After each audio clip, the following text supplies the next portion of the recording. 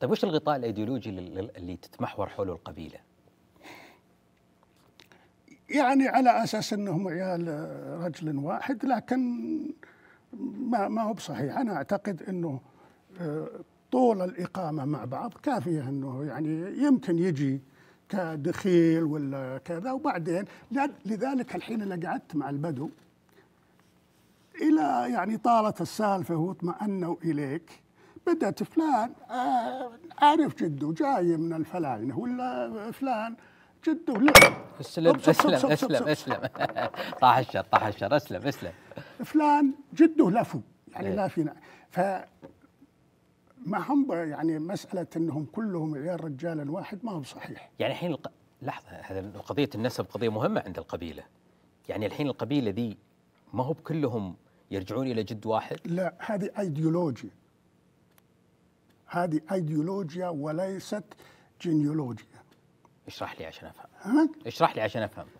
أيديولوجيا لأنه لابد يعتقدون أنهم يعني يتظاهرون إنهم عيال رجل واحد، عيال رجل واحد، لكن هذه ليست الحقيقة. لكن هذه ليست الحقيقة. وش الحقيقة؟ الحقيقة أنهم ناس مختلفين بس جمعتهم المصلحة، أو مثلا طول الإقامة إلى ذبحت واحدة من ربعك وجليت عند الفلان وطولت عندهم، صرت منهم. يعني الجيل الثاني أو الثالث من أولادك يصيرون مع ذولا. يعني الأوضاع السياسية الاجتماعية والسياسية والتحالفات هي اللي تشكل شكل القبيلة، ما هي بالنسب. النسب الغطاء الأيديولوجي، لكنه ليس الحقيقة، ليس الحقيقة التاريخية. هي الحقيقة التاريخية أنه تقول أنه هذه القبيلة مو بجدهم فلان. شوف، يمكن الكور اللي هو القلب أي. في القبيلة يمكن جدهم واحد، لكن كل هالعالم التي يعني تتعنقد حواليهم ومعاهم هذول ياخذون اسمهم، لكن لا تدقق. يعني الظروف الاجتماعية والسياسية هي اللي تعيد تشكيل القبيلة، يعني مو بالنسب. يتلصقون كذا، لكن لو تقعد لحالك وتزين السالفة أنت ويا واحدة منها، لا تاخذ علمه، ترى ما هم منا. ها، لكن ما يقولوا مثلا بالعام، يعني سواليف خاصة جدا. ها، بغض النظر عن السواليف، لكن هذه الفكرة يعني تستحق انه التأمل، لانه في كثيرين بيخالفونك عليها، بيقولوا لك لا هو الاصل. انا ادري الناس يخالفوننا على شيء واجد، لكن هذا هو الصدق. طيب. والناس يمر دايم، مو بدايم بس، الصلب والصناع وين موقعهم من خارطة القبيلة؟ أنا في الحقيقة لو أنا يعني قريب من صناع القرار أنا بقترح عليهم اقتراح. وش تقترح؟ إنه يسوون حركة تشجع التزاوج بين القبيلي وغير القبيلي، ونقضي على هالمسألة، وبين البدوي والحضري والصلبي واللي لابد، والشيعي والسني. هذه لابد إننا نحاول بطريقة ذكية مبرمجة إننا نقضي عليها، لأنها مزعجتنا المجتمع على لا شيء حقيقي. يعني الآن ما لها داعي. وبعدين الآن الناس تعلمت وصار في حرية شخصية، لا الولد بيسمع كلام أبوه تزوج بنت الفلان، ولا البنت تبي تسمع كلام أهلها تزوج يا ولد عمته. فيعني صار هذه ما لها داعي، وصارت تضر أكثر مما تنفع، وهي أصلا أسطورة من أساسها.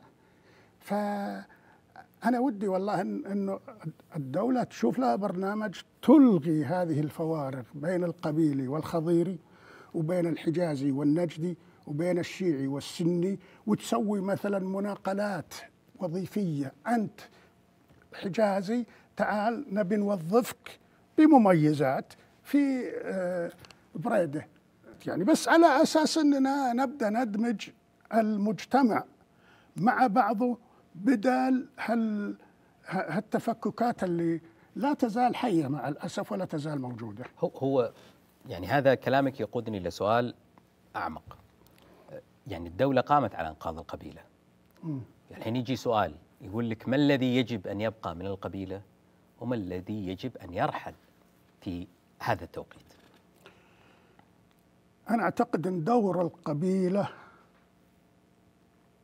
انتهى يعني داعم لوجود الدولة. أنا أعتقد أن رؤية 2030 حرفت الاتجاه إلى الإنجازات الاقتصادية والاجتماعية وما إلى ذلك. الناس الآن بدأت تحقق مكاسب، غير مسألة وش أصلك وش فصلك ومنين أنت ومنهم ربعك.